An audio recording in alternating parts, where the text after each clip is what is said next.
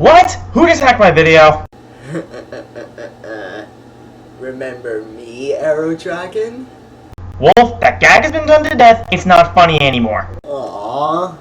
Well, since I'm here anyway, I'll be joining you for this countdown. Wait, what? Sweet! So, what topic did you have in mind? Top 15 most hated video game characters.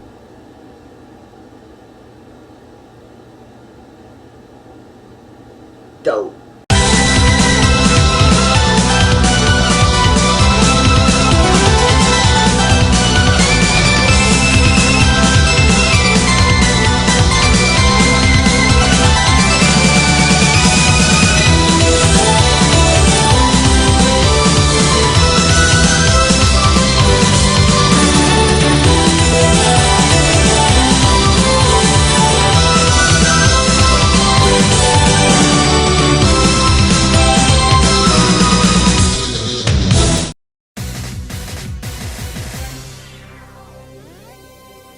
Characters are an integral part of video games, and there are quite a few standouts. Whether it's for their satisfying gameplay, likable personalities, strong development, great boss fights, or all of the above, there are a lot of ways to make a character stand out. But sometimes, the character in question stands out for all the wrong reasons.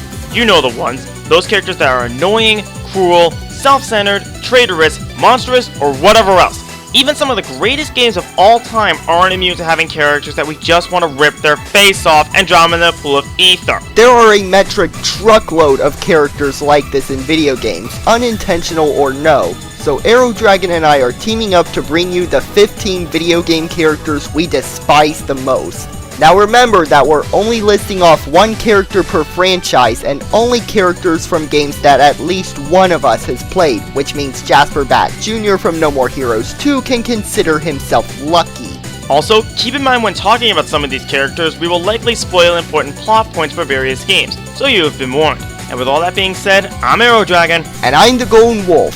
And these are our top 15 most hated video game characters. Let the rage begin!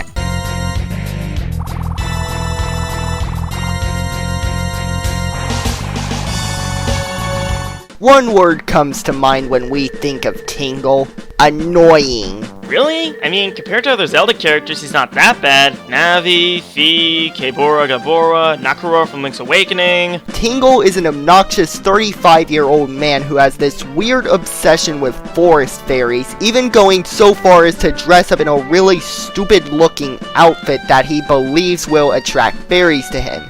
He first appeared in Majora's Mask selling really overpriced maps to Link, but it's his Wind Waker incarnation that's most infamous. Anyone who's played Wind Waker knows exactly what we're talking about. One of the most tedious quests in Legend of Zelda history involves you going around and collecting all the Triforce charts, which are mandatory to be in the game. However, you can't use them until they're deciphered. You know who can decipher them? Tingle. And he charges you nearly 400 rupees for every Triforce chart he deciphers. Never mind that you already had to pay him over 200 rupees to get the C chart that tells you the locations of the Triforce charts, you end up paying him over 3,000 rupees by the time you're done. Also, why is he everywhere? It seems like for a character that a lot of people hate, Nintendo seems to love reminding us that he exists. He's had multiple spin-off games devoted to him, he's one of the most annoying assist trophies and tour items in Smash Bros., and it feels like a huge slap to the face that he was one of the DLC characters for Hyrule Warriors. Of all the characters they could have put in, Skull Kid, Tetra, Yuga, Ravio, who do we get? This guy. To be fair, he's a pretty popular character in Japan. What? Yeah, you didn't know? No, I didn't. Hey, wait, where are you going? To the next entry!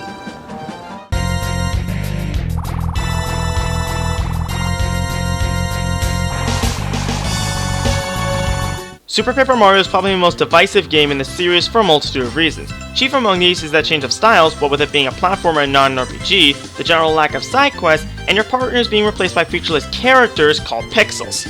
Actually, Arrow scratched that last one.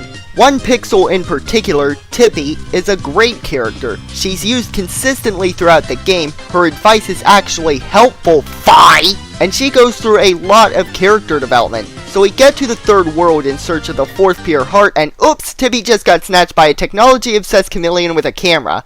Why do I think I don't like where this is going? Francis here only appears for a short portion of the game, but even in that small amount of screen time, he manages to be a total pain in the neck. The factor without Tippy for literally the entire chapter is bad enough, but it's even worse when you consider that her capture is a poorly done interpretation of the stereotypical techies and nerds. Take one look at his eyesore of a design or his fortress and you'll see what we're talking about. He wears flashy and nerdy shirts, he has an army of cat robots roaming his fortress, said cats also reveal Francis's stereotypically nerdy opinions, his walls are lined with posters and merchandise, and he has 3 private rooms that only he and totally hot babes are allowed to enter. His personality is even worse than his design. After stealing Tippy, he proceeds to rush home and watch more anime. He takes pictures of Tippy to post them to a forum, even going so far as to rename her. He has an annoying habit of saying hi technical and sweet. His obvious lack of social skills is made clear when he has to boot up a dating sim just to converse with Peach. He's a complete idiot, and he even admits to having no offline friends. Gee, I can't imagine why. Despite this, he is a little lower on the countdown because his boss fight is actually really fun. You never know when he's going to reappear, so the battle is like a test of your reflexes as you frantically look for an opportunity to strike, all the while dodging his attacks and his endless army of meow bombs. I'm glad we got to find him again in Castle Black. But seriously, Intelligent Systems, is this really how you view us nerds?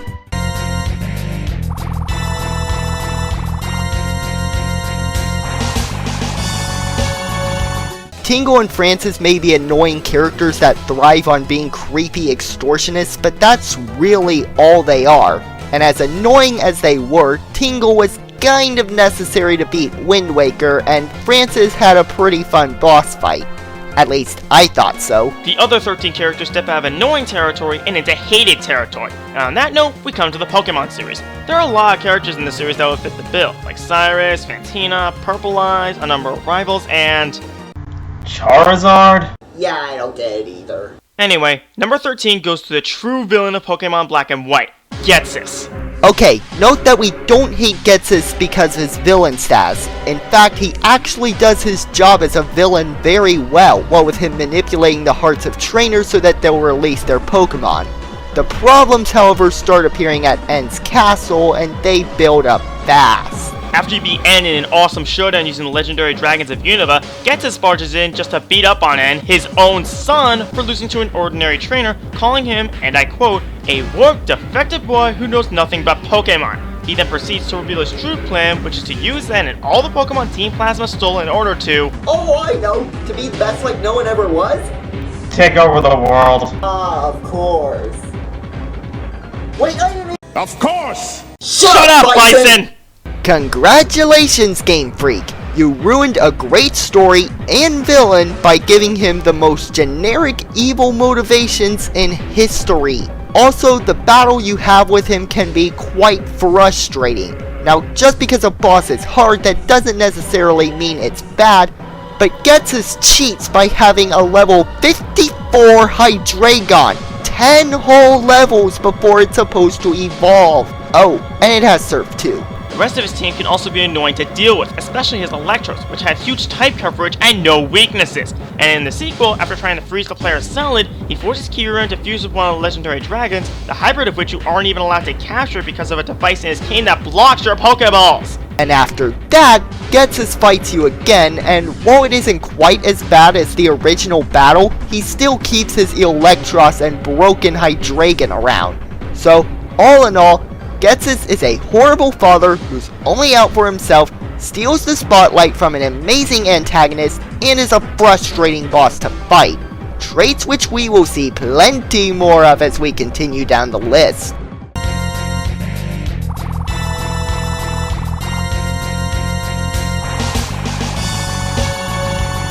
Well, Trauma Center. Trauma what now? Trauma Center. That game that had number 1 on my top 10 least favorite boss battles? How do I describe it? It is pretty much the pinnacle of underappreciated genius. It's unique, fun, and completely ridiculous. Nearly everything it tries, it succeeds in, from the gameplay to the story and characters. For those who don't know, which I'm guessing is most of you, the plot deals with an outbreak of a man-made disease known as guilt, or New Blood's case stigma, which comes in several different strains. And for the most part, each strain of guilt or stigma is creatively designed and provides an interesting operation. Huh? Look, just watch my list, or better yet, play the game, and you'll see what I mean. Anyway, number 12 goes to the main antagonist of Trauma Center Under the Knife 2, Patrick Mercer. Mercer is the CEO of the Hands of Asclepius, an organization claiming to change modern medicine by creating doctors with an artificial healing touch, a rare technique which allows surgeons to perform superhuman feats and cure incurable diseases. Mercer himself seems like a nice guy at first, if a little judgmental and very ambitious. Behind that facade, however, lie some rather unsavory intentions, by which I mean turn the deadly disease known as guilt into a form of steroids called neo-guilt. Yeah, guess how well that goes. Those artificial healing touches? That's caused by neo-guilt. Needless to say, the plan goes haywire, and all the HOA doctors collapse at pretty much the same time. To paraphrase, Mercer did all this in hopes that the super surgeons and his new invention would be enough to bring his wife out of a coma. That being said, the fact that he caused so much suffering both to unsuspecting consumers and even his own staff and associates by illegally working on something that should never have been touched is inexcusable. The reason he isn't any higher is that even though his actions are unforgivable, he at least tried to change things for the better, even if he didn't really succeed. But that can't change the fact that this man is guilty.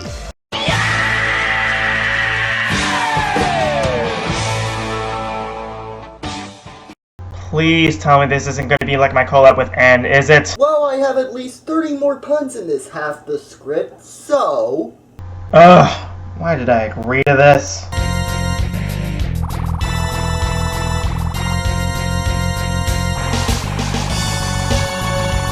Arrow, you have that look of disgust on your face.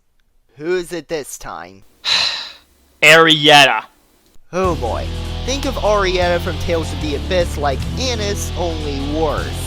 Both of them are Phone Master Guardians, and both share similar moves, and they are bitter rivals throughout the game. However, upon closer inspection, it is clear which of the two is superior. Arrieta is one of the 6 god generals working for the main antagonist, Van Grant, and her character is this weird, unsavory mix of fragile flower trope and bratty teenage girl stereotype. She has a naive and timid demeanor, but gets emotional whenever Annis or Ion is involved. Her emotions always get in the way of her priorities, and she always acts on sentimentality rather than reason. 2 examples in particular spring to mind. One is after you defeat the Liger Queen that raised Arrieta as a child, she gets emotionally unstable and is easily persuaded by Ash to get revenge on the party, going so far as to attack a nearby port and take the chief engineer hostage before fighting you in Coral Castle. The other example is at Mount Vallejo, after Phone Master Ion's death, where Arrieta personally blames Annis for letting Ion read the 7th Phone Stone, and challenges her and the party to a duel to the death. Speaking of which, Arrieta has one of the most annoying boss fights in Tales of the Abyss. She's accompanied by a Liger and a Reisbilger. How do you even say that? Dear game developers, don't use words people don't know how to pronounce. Anyway, Arrieta spans powerful dark elemental arts like Negative Gate and Bloody Roar, and casts support arts like Barrier and Sharpness to buff her monsters, on top of having access to 2 mystic arts! And whatever you do, don't let her use any water or fire phonon fields. She'll either use Aqua Protection or Blaze Emitter to permanently increase her stats, or use Crimson Riot or Maelstrom to do high amounts of damage to a single or multiple party members. If you don't know what you're doing, you're in for a wild ride.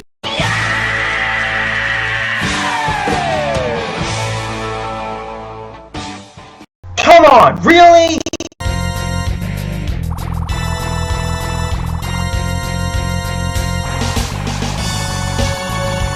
Wait a minute, Arrow, we just got done with number 11. Why did we skip to number 9? What are you talking about? We forgot about the number 10 segment. Seriously? Is he really that forgettable? Yes, he is.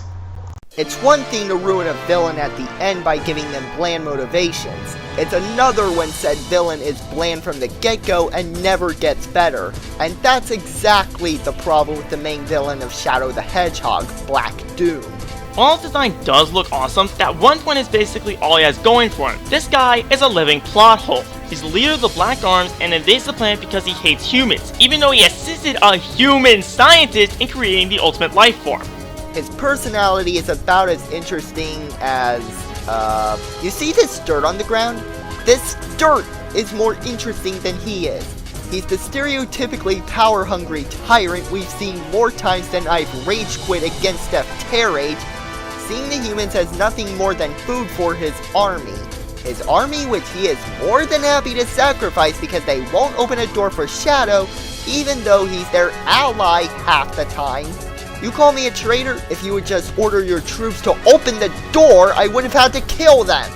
And for all his boasting of being a perfect life form, his boss fight is insultingly easy. He teleports around the room, shoots massively avoidable projectiles, and leaves himself open to attack. No really, that's it! Even without a weapon, he's one of the easiest and lousiest final bosses in the series.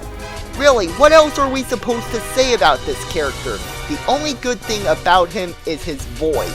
Otherwise, he's basically what Arrow said, a living plot hole. Just like the rest of this game. Well, at least it wasn't as awful as Secret Rings in 06. Wolf, I actually like Secret Rings. Well, how am I supposed to end this segment then? There's no material for me to work with. Like this.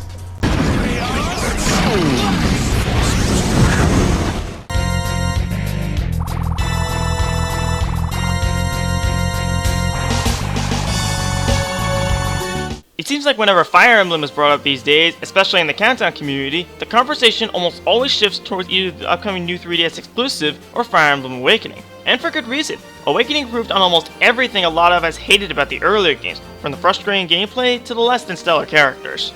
However, this is a hated characters list, which means we have to find someone to pick on, and it's not from Awakening.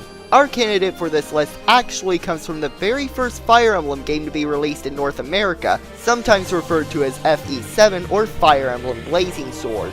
The first part of the game revolves around a girl named Lynn, an orphan who is soon revealed to be the rightful heir to the throne of Caelin. After hearing that her grandfather, the current Marcus, has taken ill, she travels to Caelin to meet with him. As it turns out, however, there is someone at work trying to keep her off the throne. This is Lundgren, the younger brother of Lord Howson and the final boss of Lynn's story. When he hears that his grandniece is on the way, he does everything in his power to kill off Lynn and Howson so he can take the throne. The poisoned Howson, clinging on to life in hopes of seeing his granddaughter before he passes, is informed by Lundgren that Lynn is likely dead and has no chance of reaching Caelin. And as if that wasn't bad enough, in that same conversation, he tells the old man that his life has lost all meaning and that he should hurry up and die. Jerk.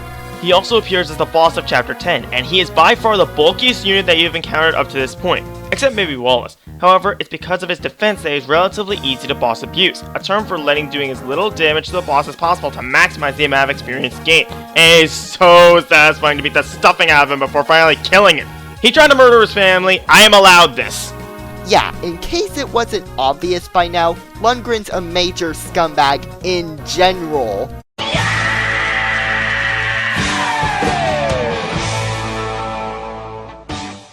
Corner now. Fine.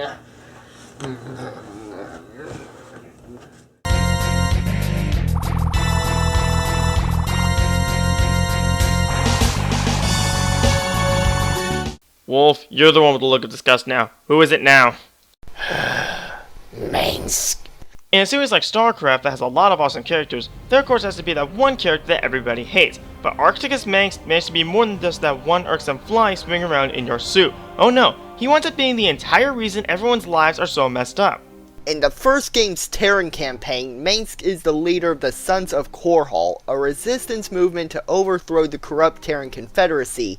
As the war continues, Manx's tactics become increasingly extreme, such as using psi-emitters to track the Zerg swarm to key Confederate bases. Eventually, they make it to the Confederate homeworld of Tarsonis, which is already under attack by the Protoss. To prevent the Protoss' interference in the matter, Manx sends down one of his best soldiers, Kerrigan, to take them out. After the Protoss are neutralized and the Zerg overrun the planet, Manx immediately pulls back. I want to emphasize that he makes no effort to evacuate the survivors. One apocalypse later, Kerrigan is then taken captive and infested by a Zerg, transforming her into the Queen of Blades and the leader of the Zerg swarm. Raynor also turns on Manx and begins his own rebellion, this time against Meng's new Terran Dominion. Fast forward 4 years later to StarCraft 2, Manx now rules the Kobrulu sector with an iron fist and uses the media to glorify himself and antagonize both Raynor and Kerrigan for betraying him. If you somehow don't see the hypocrisy in that, I think you need to get your eyes checked. And it gets worse. He locks Raynor's friend Tychus Finlay in a CMC suit, set to shut down his internal organs if he disobeys Manx's orders, which are to kill Kerrigan. After that plan fails, he orders his own son Valerian, the one running the invasion on Char, to hand over Kerrigan or be destroyed. And for one final nail in the coffin, he renders himself virtually untouchable by Kerrigan thanks to the Xel'Naga artifact, which has a lethal effect on Zerg. In the ending to Heart of the Swarm, he activates the device, disabling Kerrigan, then proceeding to mock her for being a failure, only to be double-teamed by Raynor and Kerrigan in an admittedly really awesome cutscene. If it hasn't made clear by this point, Arcadus Manx is a selfish hypocrite who's only out for himself, going so far as to commit genocide against billions and has very few redeeming qualities. You know you've been doing something wrong when your death is the only thing good about you. And he's only at number 8? Hey, if you think that's bad, just wait until we get to part 2. This is not gonna be fun.